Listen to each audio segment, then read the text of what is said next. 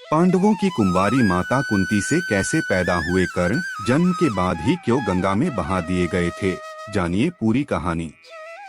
महारथी कर्ण के किस्से आपने भी सुने होंगे।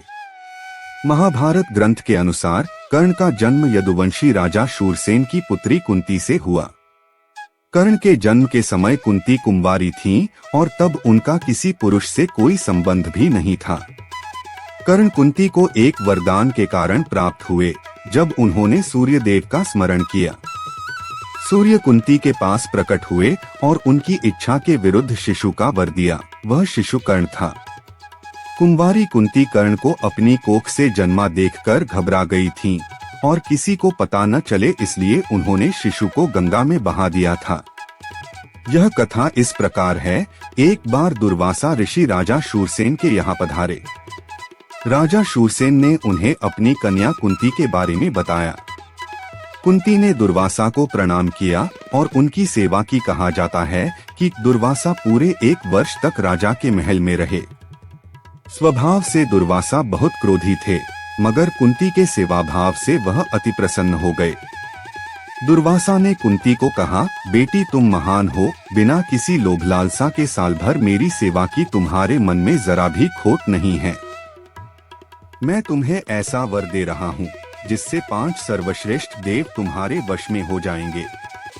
उन्हें तुम्हारे बुलावे पर आना ही पड़ेगा। यह कहकर दुर्वासा चले गए। एक दिन जब सूर्योदय हो रहा था तो कुंती ने उत्सुकतावश सूर्य को देखा और सोचा कि मैं आज इनका स्मरण करके देखती हूँ ये आते हैं या नहीं। वरदान के कारण सूर्यदेव वहाँ तभी प्रकट हो गए। कुंती को बड़ा आश्चर्य हुआ। उन्होंने कहा कि भगवान मैंने दर्शन कर लिए, अब लौट जाइए। इस पर सूर्य बोले कि मैं बिना कुछ दिए वापस नहीं जा सकता। फिर उन्होंने कुंती की नाभि को स्पर्श किया और बोले, आपको एक तेजस्वी पुत्र होगा, दिव्य कवच कुंडल धारण किए हुए, जिनसे यह अजय होगा। कुंती अवाक रह गईं। उनके गर्भ से शिशु उत्पन्न हुआ, वह कर्ण ही था। लोकलाज के भय से उसे एक बक्से में रखकर कुंती ने गंगा जी में बहा दिया। फिर वह बक्सा जिसमें बालक था वह गंगा में बहता हुआ उस स्थान पर पहुंचा जहां पर धृतराष्ट्र का सारथी अधिरथ अपने घोड़े को पानी पिला रहा था। तो फिर अधिरथ की नजर उस बक्से पर पड़ी और उसने बक्से को खोला। उसमें एक खूबसूरत बालक निकला। अधिरथ निसंतान था तो उसने भगवान का आशीर्वाद समझकर बालक को सीने से लगा लिया और फिर उसको घर ले गया। फिर बालक को अपने पुत्र के जैसे पलने लगा। बालक के कान अति सुंदर थे, इसलिए उसका नाम कर्ण रखा। फिर धीरे धीरे वो बड़ा होने लगा। कुमार अवस्था से ही कर्ण की रुचि अपने पिता के समान रथ चलाने की बजाय युद्धकला में ज्यादा थी। कर्ण और उसके पिता अधिरथ आचार्य द्रोण से मिले, जो उस समय युद्धकला के सर्वश्रेष्ठ आचार्य थे। द्रोणाचार्य उस समय कुछ राजकुमारों को शिक्षा दिया करते थे। उन्होंने कर्ण को शिक्षा देने से मना कर दिया क्योंकि कर्ण एक सारथी पुत्र था और गुरु द्रोण केवल क्षत्रिय को शिक्षा देते थे। द्रोणाचार्य की असम्मति के बाद कर्ण ने परशुराम से संपर्क किया, जो कि केवल ब्राह्मणों को ही शिक्षा दिया करते थे। फिर कर्ण ने स्वयं को ब्राह्मण बताकर परशुराम से शिक्षा का आग्रह किया।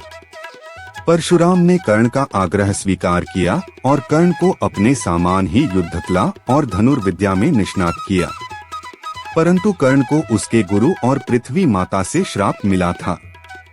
कर्ण की शिक्षा अंतिम चरण पर थी। एक दोपहर की बात है, गुरु परशुराम कर्ण की जंघा पर सिर रखकर विश्राम कर रहे थे। कुछ देर बाद एक बिच्छू आया और उसकी दूसरी जंघा पर डंक मारकर घाव बनाने लगा।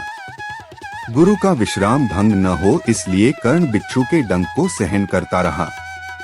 कुछ देर बाद गुरु की निंदा टूटी और उन्होंने देखा कि कर्ण की जंघा से बहुत रक्त बह रहा है। यह देखकर उन्होंने कहा कि किसी क्षत्रिय में ही इतनी सहनशीलता हो सकती है कि वहाँ इतनी देर बिच्छू के दर्द को सहन कर सके, ना कि ब्राह्मण में इतनी सहन क्षमता नहीं हो सकती है। और फिर परशुराम जी ने कर्ण को मिथ्या भाषण के कारण श्राप दिया कि जब भी कर्ण को उनकी दी गई शिक्षा की सर्वाधिक जरूरत होगी तब उनकी शिक्षा कोई काम नहीं आएगी। फिर कर्ण ने गुरु से क्षमा मांगी और कहा कि मेरी जगह कोई और शिष्य भी होता तो यही करता, क्योंकि मुझे खुद नहीं पता कि मैं कौन से वंश का हूँ। गुरु ने क्रोधवश श्राप दिया जिसका पछतावा हुआ, लेकिन वे दिए हुए श्राप को वापस नहीं ले सके थे। परंतु उन्होंने कर्ण को उनका विजय नामक धनुष दिया और कहा कि उसे वह वस्तु मिलेगी जिसे वह सबसे ज्यादा चाहता है। कुछ लोक कथाओं में कहा जाता है कि बिच्छू के रूप में स्वयं इंद्रदेव थे, जो कर्ण के क्षत्रिय होने की पहचान को उजागर करना चाहते थे। परशुराम जी के आश्रम से जाने के बाद कर्ण कुछ समय तक भटकता रहा। फिर वो शब्द भेदी विद्या सीख रहा था। तब उसने गाय के बछड़े को कोई वन्य प्राणी समझकर शब्द भेदी बाण चला दिया और बछड़ा मर गया। तब गाय के स्वामी ब्राह्मण ने कर्ण को श्राप दिया कि जिस प्रकार तुमने एक असहाय प्राणी को मारा, उसी प्रकार तुम भी एक दिन मारे जाओगे। इस प्रकार कर्ण परशुराम का एक योग्य पर असहाय शिष्य बना। कर्ण दुर्योधन के आश्रम में ही रहता था। द्रोणाचार्य ने अपने शिष्यों की शिक्षा पूरी होने पर हस्तिनापुर में एक रंगभूमि का आयोजन करवाया। रंगभूमि में अर्जुन विशेष धनुर्विद्या युक्त शिष्य प्रमाणित हुआ। तभी कर्ण रंगभूमि में आया और अर्जुन के द्वारा किए गए करतबों को पार करके अर्जुन को युद्ध के लिए ललकारा। तब कृपाचार्य ने द्वंद्व युद्ध को स्वीकार करने से मना कर दिया, क्योंकि अर्जुन को केवल एक क्षत्रिय राजकुमार ही द्वंद्व युद्ध के लिए कह सकता है। इसलिए कर्ण से उनका वंश पूछा गया। तब दुर्योधन ने कर्ण को अंगराज की उपाधि दी, जिससे कर्ण अर्जुन को द्वंद्व युद्ध के लिए ललकार सकता है। तब अर्जुन ने इससे पूछा कि वो इसके बदले क्या चाहता है। तब कर्ण ने बोला कि वो इसके बदले केवल अर्जुन से मित्रता चाहते ही। इस घटना के बाद महाभारत के पत्रों में आपस में कुछ संबंध बने। दोस्तों, वीडियो अच्छा लगा हो तो वीडियो को लाइक और शेयर करें। इसी प्रकार के और भी वीडियो पाना चाहते हो तो चैनल को सब्सक्राइब करें। धन्यवाद।